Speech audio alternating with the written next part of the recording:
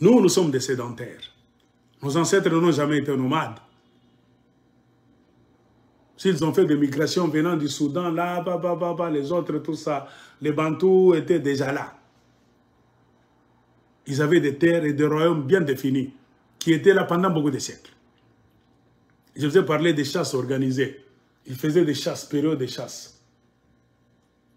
C'est durant une excursion de chasse qu'un certain prince de Balouba, Kibinda, est allé se retrouver sur une terre inconnue. Ils avaient poussé tellement leur mouvement de chasse. C'était un prince, Baloubakat. Un prince allait à la chasse avec plus de 600 personnes. Comme je vous ai expliqué, ils chassaient les gibiers, ils dépeçaient, ils lavaient ça, ils avaient le feu, ils séchaient ça comme ça, ils fabriquaient de la viande boucanée qu'ils mettaient dans des nattes là-bas. Hein, comment est-ce qu'on peut appeler? Bon, ils avaient des histoires là où ils le mettaient et ils continuaient la chasse. Ils pouvaient rester ici une semaine, allons là-bas, traverser la rivière. C'était seulement pour la chasse. Ils retournaient dans leur village où ils étaient venus. À un moment donné, un certain prince Mouloubakat a poussé l'excursion de chasse trop loin. Il est allé se retrouver sur une terre là où il n'avait jamais été pendant toutes ces excursions de chasse. Il a vu qu'il y avait des palmiers. Et il y avait aussi des palmiers avec des calebasses de vin. Des gens tiraient le vin là-bas. Il a dit non, ça doit être un territoire des autres personnes. Parce que là, ils ont regardé beaucoup de palmiers avec des calebasses là au-dessus. C'est-à-dire il y a des gens qui tirent le vin ici. Et comme il avait soif, le prince de Baloubakat a ordonné à ces gens que prenez un peu de vin là-bas. J'ai envie de boire. Je sais que ça ne m'appartient pas. Il n'y avait pas de vol en Afrique, selon notre tradition. Les gens ont obéi. Ils sont montés là-bas dans les palmiers, ils ont enlevé les calebasses. Il y avait déjà du vin de palme. Ils ont amené au prince Baloubakat, Kibinda. Il a bu en retour pour signaler que je n'ai pas volé. Je suis passé par ici. Il a pris les gros morceaux là de viande boucanée, toute une jambe là-bas, hein, des animaux là, bien sèches. Il a dit à son type, montez là où nous avons pris du vin, retournez la calebasse, mais accrochez la viande là-bas. Quand ils viendront, les propriétaires des palmiers, de cette palmeraie, quand ils verront que nous avons bu donc, du vin, en échange, nous avons laissé les cuisses des viandes séchées. C'est comme ça qu'ils ont fait.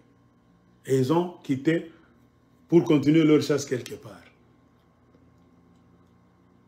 Et les gens qui soutiraient le vin, qui prenaient le vin pour amener dans le village, venaient souvent le soir.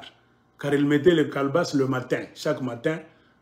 Et peut-être le soir, ils allaient voir.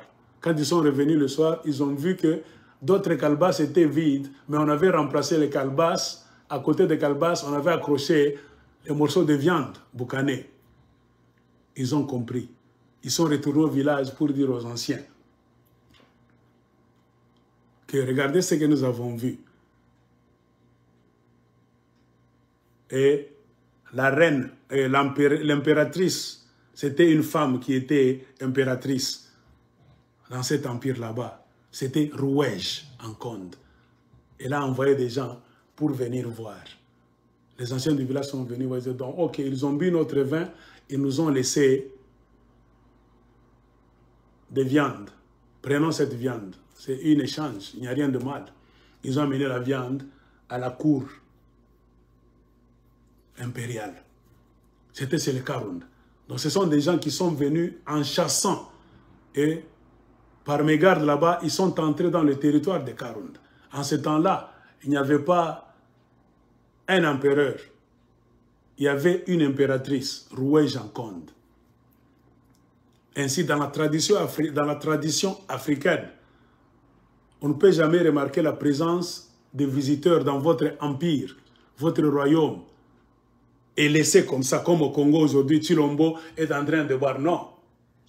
Les sages de la cour impériale et même l'impératrice elle-même, Roué Janconde, a donné l'ordre. Allez chercher ces gens-là, ils ne doivent pas être loin. Ils ne doivent pas traverser notre terre sans manger ni boire. Nous devons leur montrer notre hospitalité. C'est ainsi que les gens de la cour impériale de Lunda, de Karunda, ont parcouru en suivant les traces. Ils sont allés trouver l'équipe du chasseur Kibinda était quelque part là-bas, en train de se reposer, de manger leur viande là-bas, tout ça. Ils les ont salués. Ils ne parlaient pas la même langue. Avec des gestes, mille difficultés là-bas, ils se sont parlé quand même. Ils ont dit, allez, on veut vous voir par notre chef. Ils ont dit, pas de problème.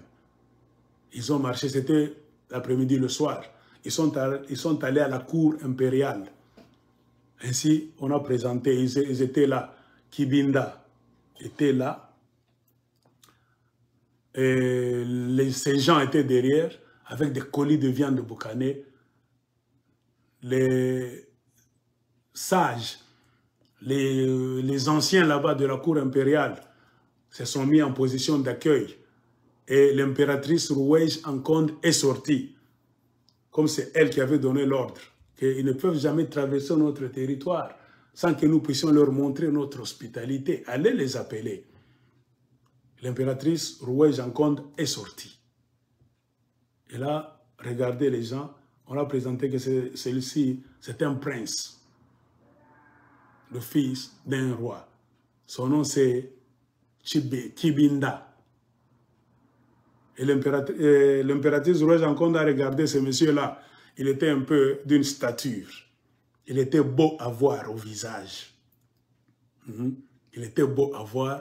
Et l'impératrice est tombée déjà amoureuse automatiquement de ce monsieur-là très géant et beau, le roi des chasseurs, prince de Balubakat. Ainsi il a dit, entrez, on l'a mis là-bas. Ils sont restés à la cour impériale pendant beaucoup de jours.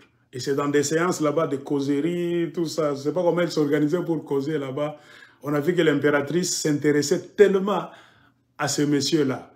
Et que parfois, quand il mettait le vin, l'impératrice buvait et laissait à Kibinda aussi. C'est déjà un signe qui montre que l'impératrice l'aimait. Et beaucoup d'anciens là-bas de l'Empire Lunda s'étaient étonnés. Les uns rigolaient et les autres n'aimaient pas. Comment elle doit aimer un étranger? Parce que beaucoup de gens dans l'Empire espéraient qu'un jour, quand l'impératrice Roué Janconde allait se marier, elle allait choisir un mari, c'est le Karunda dans l'Empire. Son père venait de mourir. Son père, c'est Nkonde. Elle s'appelle Rouège, la fille d'un Konde. Leur papa Nkonde venait de mourir. C'est une très belle histoire. Il venait de mourir. Pourquoi? Le pouvoir est tombé dans la main d'une fille, Rouège, qui était la cadette. Devant Rouège, il y avait Karoumb, qui était devant, sa sœur. Sa grande sœur, c'était Karoumb. Et devant Karoumb, il y avait Chinyama, Chingoud et Ndonj. Leur papa, c'était Nkonde. Il avait mis au monde Chinyama, Chingoud, Ndonj, les garçons, Karoumb, et puis Rouège, qui était la cadette. Ils étaient au nombre de 5. C'est toujours parmi les voyages. Ndonj, Chinyama et Chingoud étaient partis pour conquérir d'autres terres. C'était des grands guerriers. Ils laissaient leur père ici, Nkonde, pour aller faire des mouvements de conquête. C'est eux qui ont réussi à amplifier, à élargir l'empire Lunda. Ils ont quitté le côté du Congo pour aller dans ce qui est devenu l'Angola par après. Les autres sont allés dans ce qui est devenu la Zambie là-bas. Ils ont conquis ces êtres, donc les autres terres des petits chefs là-bas, ils les ont annexés à la terre de leur père. Ils allaient faire beaucoup de mois, ils revenaient là-bas, en groupe de guerriers là-bas. Et ils envoyaient des gens pour aller déjà annexer des terres. Ainsi, l'empire Lunda grandissait. Ceux qui ont agrandi l'empire Lunda, qui n'était d'abord qu'un royaume, c'est devenu un grand empire. Ce sont les enfants d'un conde, les 3 guerriers. Chinyam, Chingud et Ndonj. Les 3 garçons aînés. Derrière les 3, il y avait Karumb, suivi de Rouej la petite. En bref, c'est parmi leurs excursions de guerre que Chinyam, Chingud et Ndonj étaient partis trop loin. Ils ont duré là-bas plus que d'habitude. Et leur papa est tombé malade. Il a envoyé les autres voyageurs qui voyageaient à pied, à dos, je ne sais pas, d'animaux là-bas pour aller trop loin. Il a envoyé des messages que tous ces enfants n'étaient pas là. Chinyam, Chingud, Ndonj, Karumb et Rouej, tous les 5. À un moment donné, il s'est fait qu'ils avaient quitté leur père pour aller chacun dans ses affaires. Les garçons là-bas attendent des conquêtes. Ainsi, leur papa a vu que le temps où d'habitude ils rentrent, mes garçons ne sont pas revenus. Il a envoyé des messagers partout. Allez dire à mes enfants, ils comptaient trop sur les garçons. Revenez, dites-leur que votre papa, Nkonde Amatit, est tellement malade. Il risque de mourir sans vous transmettre... Français Nazakwenda. C'est quoi? Kikomo Rukan.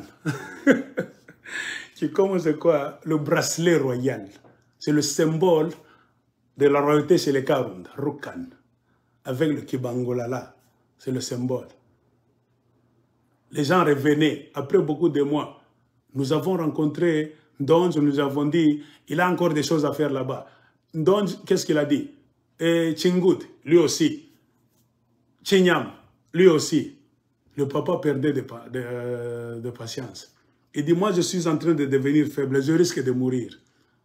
Alors, même mes filles là-bas, on ne les a pas vues. À un moment donné, il a envoyé encore des paroles. Dites à n'importe qui de venir. Ce sont les filles qui étaient intéressées. Karumb et Rouej. Karumb la grande et Rouej la cadette. Eux ont eu le cœur tellement touché. Notre père est malade. Il risque de mourir. Ils croyaient que leurs aînés, Chinyama, Chingud et Ndonj, étaient déjà rentrés. Les filles ont commencé à rentrer. C'était de longs voyages. Arrivés à un moment donné, à la bifurcation de 2 routes, elles ont commencé à discuter. Karumb dit, c'est cette route le raccourci. Tu te rappelles quand on venait, on était sorti par ici. Si nous voulons arriver rapidement à la maison impériale de notre père, allons comme ça. Karumb a dit comme ça. Rouej a dit non, Dada, c'est ça. Confusion. Les gens ont commencé à débattre. Non, non, non, non, non, viens ici. Non, moi je ne viendrai pas tout ça. Elles étaient fâchées. Chacune a pris sa route. Mais par la magie de l'histoire là-bas, je ne sais pas, il s'est fait que, au lieu que Karumb, la grande fille, arrive, c'est Rouej, la cadette de toutes, la dernière même de la famille, qui est arrivée au palais impérial. Elle est entrée comme ça, elle a trouvé son père, qui était gravement malade en train de suer. Son père perdait même la parole. Elle s'est assise au lit de son père. Son père a demandé, où est Chinyam, Chingud, Ndonj? On ne les a pas vus. J'ai envoyé des gens pourtant. On ne sait pas où ils sont. Ils doivent être toujours dans des terres là. Ce sont des guerriers. Ils ont conquis trop de terres là-bas. Peut-être ils ont préféré d'aller s'asseoir là. Ils reviendront je ne sais quand. Où est ta grande sœur, Karumb? Elle a raconté qu'on revenait à une bifurcation là. On s'est chamaillé. Elle a pris sa direction. Moi, je lui ai dit que le raccourci, c'est ça. Elle n'a pas voulu m'entendre. Et voilà que j'arrive le premier. Le papa a senti le froid partout. Il était sur le point de mourir. Nkonde était près de mourir. Alors, il a fait sortir le bracelet Rukan. Il a mis ça à la main, à l'avant-bras de Rouège. Et ce roucan-là, le bracelet, ce n'était pas un bracelet simple, c'était un bracelet magique. C'était fabriqué même avec les veines des êtres humains. C'est des histoires là-bas, impériales là. C'était quand on met ça à ta main, c'est le symbole du pouvoir. Elle a mis ça, un conte a mis ça à l'avant-bras de Rouège, la cadette.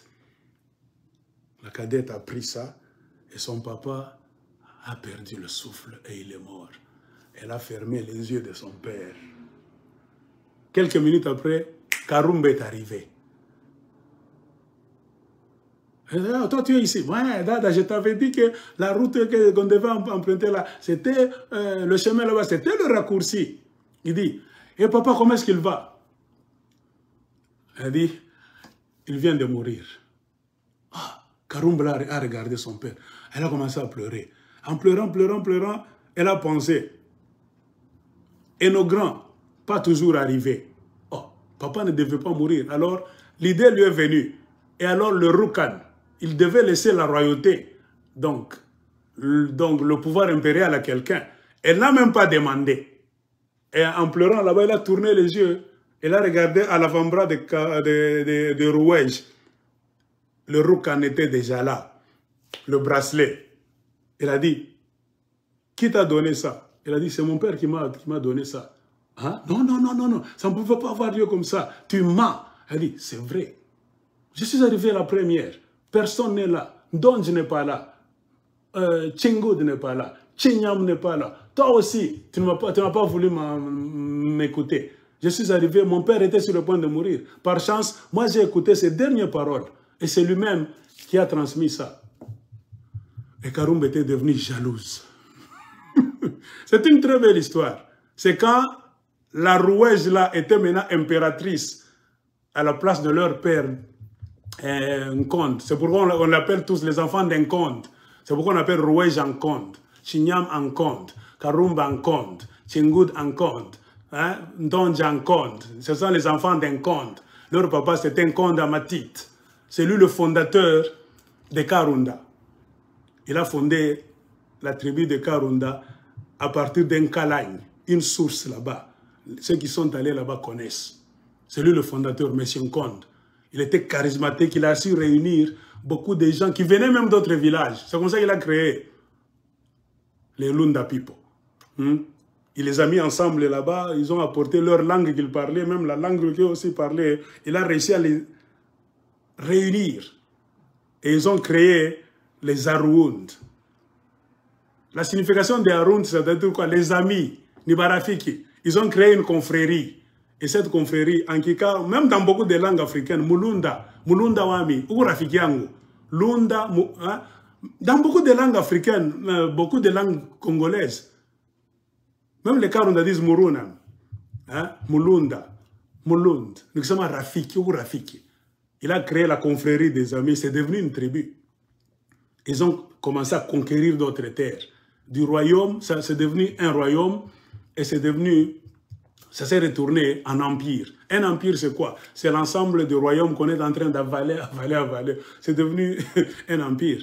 Il allait aussi en guerre avec ses enfants. Quand il était fatigué, il a grandi. Il a laissé maintenant ses 3 enfants. Chinyam, Tchingoud, Ndonj. C'est eux qui sont allés garder leur terre en Angola, ce qui est devenu l'Angola, et les autres en Zambie. Ainsi, Rouège est revenu, est devenu impératrice. Tout le monde est tombé d'accord parce que la décision est venue d'Nkonde lui-même, le père. C'est ainsi que Rouège est devenue impératrice. Sinon, ça devait être l'aîné. Je ne sais pas, j'oublie l'ordre là-bas. Si ce n'est pas Tchingoud, Tchinyama, tout ça, quelqu'un devait devenir empereur, mais absent.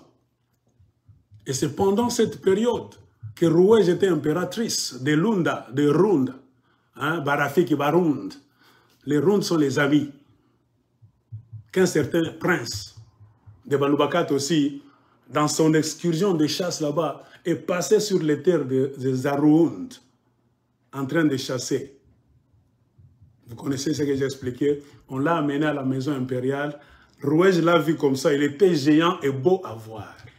Elle est tombée amoureuse et pendant des causeries là-bas, ils ont causé longuement même le soir, à la lumière donc, du feu, jusqu'à ce que Rouège a pris le vin. Elle a bu et elle a donné le même récipient à qui? À Kibinda. Les aînés se sont indignés, c'est-à-dire c'est un signe que l'impératrice aime cet étranger. Il est resté chez les Aroundes pendant beaucoup d'années même. C'est cette fusion là-bas qui a fait que chez les Karunda, il y a même le nom de Baluba. C'est pendant cette période, parce qu'il était venu avec un grand cortège de 600, même 1000 personnes. Il n'était pas seul, c'était un prince. Il voyageait avec les femmes. Il avait ses femmes.